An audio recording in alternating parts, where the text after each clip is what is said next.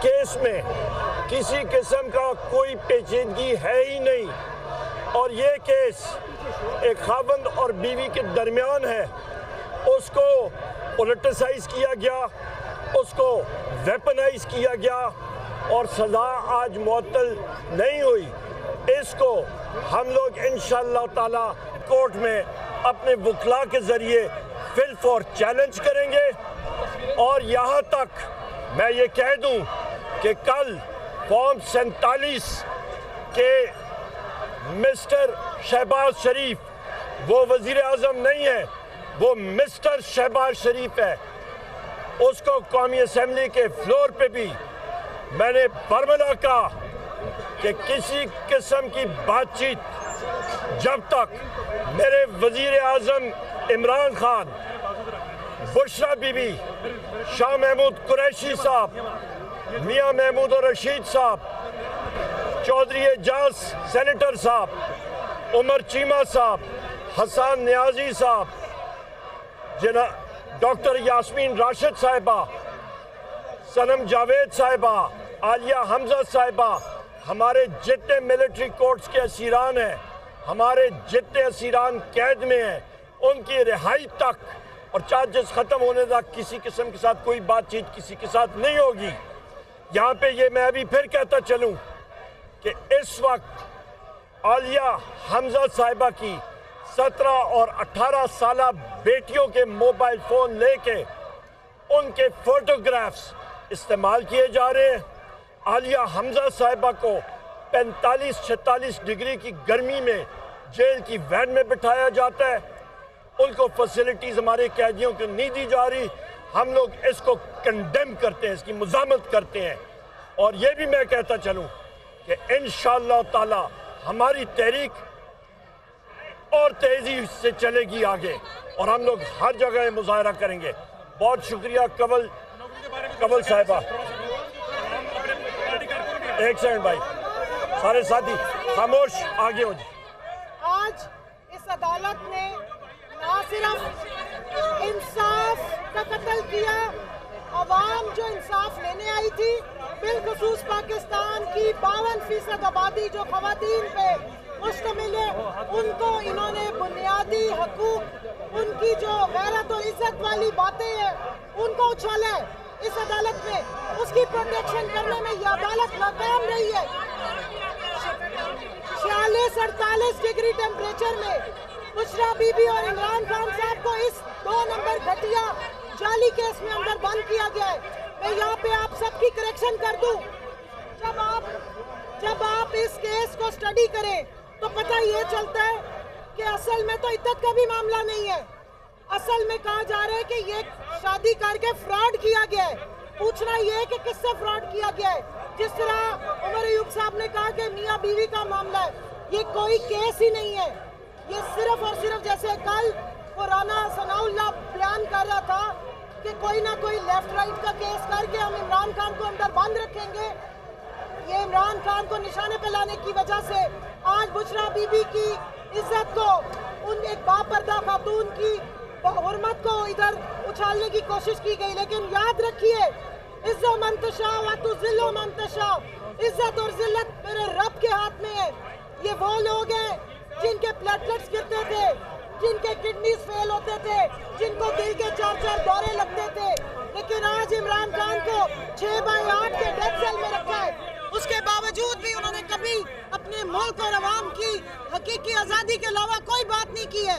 बुशरा बीबी ने ये सारी तकलीफें, परेशानियां इस कौम के लिए और अपने खामिद का साथ देने के लिए, हक के लिए और हकीकी आज़ादी और कौम की फलाह के लिए जो है इसको वो बर्दाश्त करी हैं। लेकिन अवाम को सिर्फ बताना चाहती हूँ, हम तहरीक इंसाफ वाले हैं, हम आइन और कानून की पाबंदी करते हैं। हम पे आप झूठे मुकदमे करते हैं। ये आज ATC अदालत से आए हैं सरगोदा से, हमें आपने 7 ATS लगाई हैं, हम पे आप दहशतगर्दी के मुकदमे करते हैं। लेकिन हम वो वाहिद जमात है जो डंडे सोटे लेके नहीं चढ़ते। आइन के और कानून की जंग, आइन और कानून की हदूद और कयूद में रह के करते हैं। हमने फिर भी हमेशा अदालतों का एहतराम किया है, हमने अदालतों के साथ कानूनी चारा जोई की है। आज इमरान खान पे कोई केस नहीं है। इंशाल्लाह इस केस का इस केस को भी हम इस्लामाबाद हाई कोर्ट से इसी आइन और इसी कानून के मुताबिक पूरा हल कराएंगे और इंशाल्लाह हमारा लीडर सुरखरू होगा, बुशरा बीबी सुरखरू होंगी और ये खुद उनको ये प्रोटोकॉल में खुद भेजेंगे, क्योंकि वो इस मुल्क का इस वक्त भी फॉर्म 45 पे हकीकी वजीर आजम भी इमरान खान है और सबसे बड़ी पाकिस्तान की जमात, और इस वक्त असेंबली में जो असल में नुमाइंदगी बनती है वो भी पाकिस्तान तहरीक इंसाफ की वजीर आजम इमरान खान। बहुत शुक्रिया जी, थैंक यू। आपको बताएं कि पीटीआई रहनुमा उमर अयूब और कमल शोजब इस वक्त मीडिया से गुफ्तगू कर रहे थे। जो फैसला आया है दौरान इद्दत निकाह केस का, उसमें सजा मौतली की जो दरख्वास्तें मुस्तरद हुई हैं उसके ऊपर अपना रद्दअमल दे रहे थे। और इस हवाले से उनका ये कहना था, उमर अयूब का, जो कि अपोजिशन लीडर भी हैं, कि जब तक बानी पीटीआई और उनके कारकुनान के खिलाफ मुकदमात ख़त्म नहीं किए जाते, चार्जेस ख़त्म नहीं किए जाते, उस वक्त तक हुकूमत से किसी किस्म की कोई बातचीत नहीं होगी। अपने नाज़रीन को बताएं कि दौरान इद्दत ये निकाह केस है, बानी पीटीआई और बुशरा बीबी की सजा मौतली की दरख्वास्तें थीं जो मुस्तरद कर दी गई हैं और इस तरह से दौरान निकाह इद्दत केस में बानी पीटीआई और बुशरा बीबी की सजा को बरकरार रखा गया है। एडिशनल डिस्ट्रिक्ट एंड सेशन जज मजोका ने महफूज शुदा फैसला सुनाया है। इसी से मुतालिक हम रद्दअमल ले रहे थे मुख्तलिफ माहिरीन से। इस वक्त हमें माहिर कानून जस्टिस रिटायर्ड इबादुर रहमान लोधी साहब ने ज्वाइन किया। सर, बहुत शुक्रिया आपके कीमती वक्त का। आज जो दरख्वास्तें थी दौरान इद्दत निकाह केस में वो मुस्तरद कर दी गई हैं और जो अब सजा थी वो बरकरार रहेगी, किस तरह से देखते हैं आप इस फैसले को? मैं देख रहा हूँ जी, जो इस फैसले के बाद रिएक्शन आया है,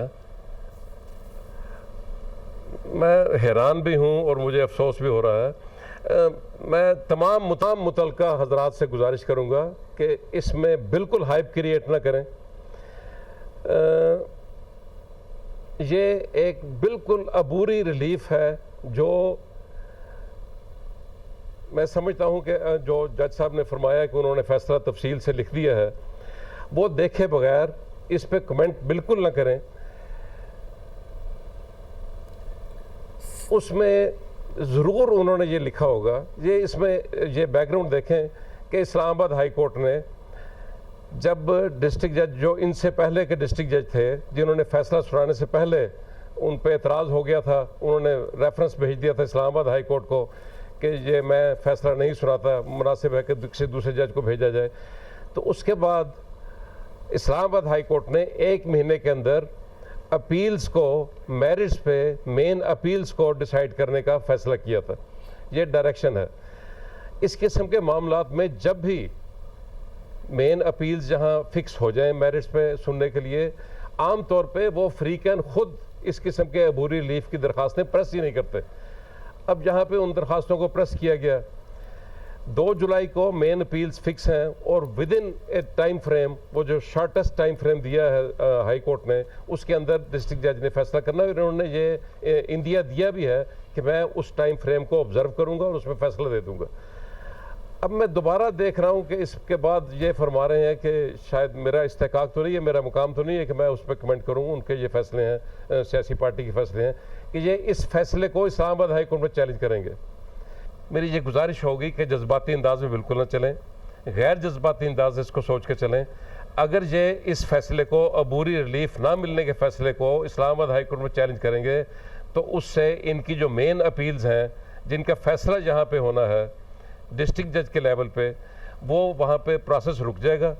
वो कहेंगे जी अच्छा हाई कोर्ट से फैसला हो जाए, हाई कोर्ट में छुट्टियाँ शुरू हो जाएंगी, ये मामला चला जाएगा सितंबर तक, और जो अपील्स इनकी डिसाइड हो जानी है with in the month of July, वो चला जाएगा अक्टूबर तक मामला। इसलिए बिल्कुल गैर जज्बाती अंदाज में इसको लें।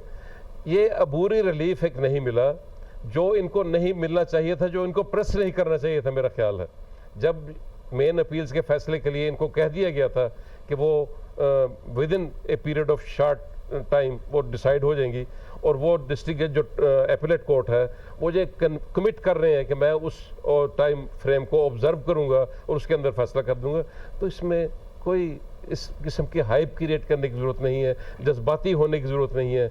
बहुत गैर जज्बाती अंदाज में इसको लेकर चलना चाहिए। मैं वो बातें कर रहा हूँ जो इनको अपने घर में बैठ के करनी चाहिए। सही। इबादुर रहमान साहब, आप समझते हैं कि इनको बुरी रिलीफ के लिए जाना ही नहीं चाहिए अदालत में, जबकि इनका जो असल केस है वो चल रहा है और उसका टाइम फ्रेम भी दे दिया गया फैसले का? अभी जो बातचीत कर रहे थे उमर अय्यूब साहब, opposition leader, with in the month of July decide होनी है। बिल्कुल, वो एपीलेट कोर्ट के जज खुद कह चुके हैं कि मैं वो टाइम फ्रेम जो मुझे दिया गया हाई कोर्ट की तरफ से उसको स्ट्रिक्टली ऑब्जर्व करूंगा। जी जी बिल्कुल। अच्छा, मेरा सवाल कुछ जज्बाती अंदाज है जी। बात साहब, मेरा सवाल कुछ ये था कि उमर अय्यूब साहब ये कह रहे थे कि इस बेस के ऊपर, इन फैसलों या जो मैटर सब जुडिस है उसकी बेस के ऊपर वो जो मुज़ाकरात की दावत दी गई है उनको गवर्नमेंट की जानिब से, उस जानिब भी वो आगे नहीं बढ़ेंगे। तो आप क्या समझते हैं कि ऐसे मामला जो अदालतों में हैं उसकी बुनियाद के ऊपर एक डेडलॉक बरकरार रखना गवर्नमेंट के साथ मुज़ाकरात या आगे बढ़ने के, आप जैसे इकोनॉमी के ऊपर बात करने की भी वज़ीर आज़म साहब बात कर चुके हैं, कितना ये जस्टिफाइड है? सवाल है, मैं इस पे क्या कह सकता हूँ? सियासी नोईद का सवाल है, मैं इस पे क्या कह सकता हूँ? वो मुज़ाकरात करने हैं नहीं करने, क्या ऑफर आई है, क्या उसका जवाब है, उसको किसने टेकअप कर रही है एक पॉलिटिकल पार्टी, और उसमें क्या अपनी शराइत रखना चाहते हैं। इबादुर रहमान साहब, आप हमारे साथ ही मौजूद रहिएगा। अली जफर साहब ने भी हमें ज्वाइन किया, माहिर कानून है वो। जी जी, उनकी राय भी इसके ऊपर जान लेते हैं। अली जफर साहब, बहुत शुक्रिया हमें ज्वाइन करने के लिए। जैसा कि आपको मालूम ही है कि जो फैसला था वो सज़ा मुअत्तली की जो दरख्वास्त थी वो खारिज कर दी गई है कोर्ट की जानिब से, उस सज़ा को बरकरार रखा गया है। तो आप कैसे, हमारा राब्ता ग़ालिबन मुनक़ता हुआ है अली जफर साहब से। जी इबादुर रहमान साहब, आप कुछ कॉमेंट कर रहे थे, प्लीज़ यू कंटिन्यू। मैं यही गुजारिश कर रहा था कि ये सियासी नोईद के फैसले उसकी अपनी जगह हैं, लेकिन कानूनी टीम जो है तहरीक इंसाफ की, वो मेरी गुजारिश है कि सड़ के बैठ के ठंडे दिल से इस पे गौर करके जज्बाती फैसले न करें। अब जो ये जज्बाती फैसले का ऐलान कर दिया है पार्टी के सेक्रेटरी जनरल ने, मैं समझता हूँ उसको रिव्यू करें, रिकंसिडर करें। इस सस्पेंशन ऑफ सेंटेंस के रिलीफ ना मिलने को चैलेंज नहीं करना चाहिए, इससे वो रास्ता रोक लेंगे एपीलेट कोर्ट के लिए कि with in the month of July जो कमिट कर चुकी है एपीलेट कोर्ट, जो डायरेक्शन है उसके इस्लामाबाद हाई कोर्ट से कि वो डिसाइड करे with in the month of July, वो उसका भी रास्ता रोक लेंगे। उन कहेंगे जी आप अपने कंडक्ट से खुद हमें ये कह रहे हैं कि आप हाई कोर्ट में चले गए हैं, अब हाई कोर्ट के फैसले का इंतजार करें, और हाई कोर्ट अब उसका अपना शेड्यूल होगा, वो छुट्टियों के बाद फिर वो देखेंगे क्या करना है क्या नहीं करना। इसलिए कानूनी टीम इबादुर रहमान लोधी साहब, आप हमारे साथ ही मौजूद रहिएगा। ख्वाजा नवीद साहब ने हमें ज्वाइन किया। जी जी, ख्वाजा नवीद साहब ने भी हमें ज्वाइन किया है, उनको भी शामिल गुफ्तगू करते हैं। सर बहुत शुक्रिया आपके कीमती वक्त का। अभी जस्टिस रिटायर्ड इबादुर रहमान लोधी साहब ये कह रहे थे कि बुरी रिलीफ के लिए इनको जाना ही चाहिए कोर्ट में, जबकि जो असल अपीलें हैं, असल जो फैसला है, दरख्वास्त है, उसके ऊपर फैसले के लिए एक टाइम फ्रेम अदालत की जानिब से दिया गया है। आप क्या समझते हैं, क्या ऐसा ही होना चाहिए?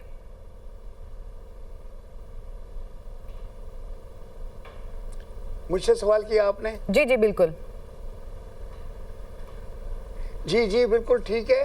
ये जो दरख्वास्त थी, एक्चुअली जब कोई भी ट्रायल कोर्ट सज़ा देता है तो अपील फाइल होती है। अपील के अंदर एक मिसलेनियस एप्लीकेशन लगती है under section 426 criminal procedure code, ज़ाब्ता फौजदारी। उसमें लिखा होता है कि हमारा जब तक अपील की समाअत हो रही है और जब तक अपील का फैसला नहीं हो जाता, ये जो सज़ा जज साहब ने ट्रायल कोर्ट ने सुनाई है इसे मुअत्तल कर दिया जाए। तो जो बंदा कस्टडी में होता है तो उसकी सज़ा मुअत्तल हो जाती है और वो 5,000, 10,000, 1 लाख जो भी ज़मानत होती है उस ज़मानत पर बाहर आ जाता है जेल से, और जब तक अपील चलती है फिर वो घर से आता है अपनी अपील की समाअत के लिए और ज़मानत पे कंटिन्यू रहता है। फिर जब अपील का फ़ैसला होता है, अगर अपील डिसमिस हो जाए तो वो उसकी जो अबूरी सस्पेंशन होती है उसको कस्टडी में ले लेते हैं और उसको जेल रिमांड कर देते हैं। अच्छा, इसके भी फार्मूले बने हुए हैं। अगर सज़ा 5 साल से कम होती है ट्रायल कोर्ट से, जैसे 1 या 2 साल होती है, तो आप समझे कि फौरी तौर पे बेल ऑटोमेटिक हो जाती है।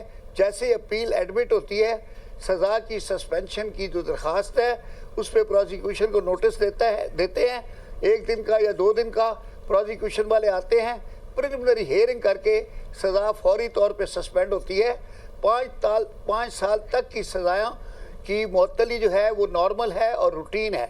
5 से जो ऊपर होती है सज़ा, उसमें अपेलेट के लॉयर को केस मेक आउट करना होता है कि फाइनली जब अपील सुनी जाएगी तो ये इम्कान है कि 100% अपील अलाउ हो जाएगी। लिहाजा ये सारा पीरियड जो वो जेल में गुजार लेगा तो ये ज़ाया हो जाएगा, ये किसी अकाउंट में नहीं जाएगा। सही। मिनिस्टर साहब, आप हमारे साथ ही ग्राउंड के ऊपर जी जी आर्गुमेंट्स होते हैं। ओके, ठीक हो गया। बैरिस्टर साहब हमारे साथ ही मौजूद रहेगा। जस्टिस रिटायर्ड शाइक उस्मानी साहब ने भी हमें ज्वाइन किया। सर बहुत शुक्रिया आपके कीमती वक्त का। सजा मुअत्तली की जो दरख्वास्तें थी पीटीआई की जानिब से दायर की गई वो खारिज हो गई है, सजा को बरकरार रखा गया है। कैसे एनालाइज करेंगे आप इस फैसले को? इसको मेरे ख्याल में सजा को बरकरार रखना मुनासिब फैसला नहीं था, क्योंकि ये एक ऐसा मामला है जब के दौरान शादी जो है वो एक प्रिकॉशनरी मेजर है, प्रोविजन है कि क्योंकि अगर कोई औरत हमल से हो तलाक के बाद तो कोई फर्टिलिटी का प्रॉब्लम ना हो जाए बच्चे के अंदर, तो इस वजह से है। तो उस बेसिस पर अगर वो तो खैर अब खत्म हो गया क्योंकि इतने साल तलाक हो गए, कोई ऐसी बात नहीं हुई, तो बिना वजह अब उसको किसी को जेल में रखना जब तक कि उसका फैसला ना हो बाकायदा, तो मेरे ख्याल में बिल्कुल मुनासिब नहीं है और उनके फैसला नहीं करना चाहिए था। उनको सजा तो मुअत्तल कर देनी चाहिए थी, केस चलता रहा था बाद। सही। अच्छा शाइक उस्मानी साहब ये भी बताइएगा, अब यहाँ से तो दरख्वास्तें उनकी खारिज हो गई, अब अगला क्या प्लेटफॉर्म हो सकता है उनका मजीद? अब वो अपील में जाएंगे लाहौर हाई कोर्ट में और मेरे ख्याल में लाहौर हाई कोर्ट इसको दूसरे अंदाज से देखेगा, क्योंकि ये जो जज साहब ने जो फैसला किया है ये बहुत ही टेक्निकल बेसिस पे किया है और वो टेक्निकल बेसिस पर फैसला मेरे ख्याल में ऐसे मामलात में ख्याल रखना चाहिए। सही। शाइक उस्मानी साहब अभी जस्टिस रिटायर्ड इबादुर रहमान लोधी साहब भी हमसे बात कर रहे थे, उन्होंने ये कहा कि जब मेन जो उनका केस है उसके लिए एक टाइम फ्रेम भी दे दिया गया अदालत की तरफ से और वो चल भी रहा है, तो ऐसे में अबूरी रिलीफ के लिए जाना ही नहीं चाहिए था इनको कोर्ट में। आप समझते हैं कि ये बात दुरुस्त है? नहीं समझ नहीं आया, क्या आपने कहा? अभी हमारे साथ जस्टिस रिटायर्ड इबादुर रहमान लोधी साहब थे, एक नुक्ता उन्होंने इसमें ये बयान किया कि जब उनका असल केस चल रहा है और अदालत की जानिब से 1 महीने का टाइम फ्रेम भी दे दिया गया कि उस मामले को निपटा दिया जाए, तो फिर इनका अबूरी रिलीफ के लिए जैसे सजा मुअत्तली के लिए अदालत जाना ही नहीं चाहिए था, इन्हें बनता ही नहीं है। आप मुत्तफिक हैं इस पॉइंट से? नहीं वो तो खैर अब वो डिस्कशन होता है पार्टी का, वो जाए या ना जाए, टाइम मुकर्रर करने की बात नहीं है। ये बल्कि पूरा फैसला ही ये मुनासिब नहीं था, ये इनको चाहिए था कि सजा को मुअत्तल कर देते, केस चलता रहता, देखा जाता आदमी क्या होता। किसी को जेल में रखना इस बेसिस पर मेरे ख्याल नहीं होना चाहिए। सही, ठीक। अच्छा जी, हम हमारे साथ ही मौजूद रहेगा शाइक उस्मानी साहब। जस्टिस रिटायर्ड इबादुर रहमान लोधी साहब की तरफ दोबारा जाएंगे। जस्टिस साहब आपने अभी गुफ्तगू सुनी शाइक उस्मानी साहब की भी और बैरिस्टर ख्वाजा नवीद साहब की भी, वो समझते हैं कि ये उनका हक है कि अगर वो जाना चाहते हैं सजा मुअत्तली के खिलाफ तो वो जा सकते हैं, और साथ ही साथ अगर सजा मुअत्तल कर दी जाए तो असल केस के ऊपर कोई फर्क नहीं पड़ता। आपका नुक्ता भी इंपॉर्टेंट था, इसके बाद आप कुछ कॉमेंट करना चाहेंगे? अब ये मैंने कब ये गुजारिश की है जी कि उनका हक नहीं है, बिल्कुल उनका हक है, लेकिन उनके हक के इस्तेमाल करने से उनके दूसरे हकूक जो मुतासिर होंगे, मैंने उस तरफ इशारा किया था कि जब इस पर्टिकुलर केस में ये एक हमारे जो दोस्त हैं वो जनरलाइज डिस्कशन कर रहे हैं, मैं इस पर्टिकुलर केस की बात कर रहा हूँ कि इस पर्टिकुलर केस में इस्लामाबाद हाई कोर्ट ने, जो उसकी सुपरवाइजरी कोर्ट है, उसने 1 महीने का टाइम दिया हुआ है कि इस मेन अपील को डिसाइड करना है। अब मेन अपील को डिसाइड करने से पहले हम प्रेस करना शुरू कर दें और फिर ये कहें कि हमने जो अबूरी रिलीफ के लिए दरख्वास्त दी थी, हम उसके लिए हाई कोर्ट में दोबारा जाएंगे।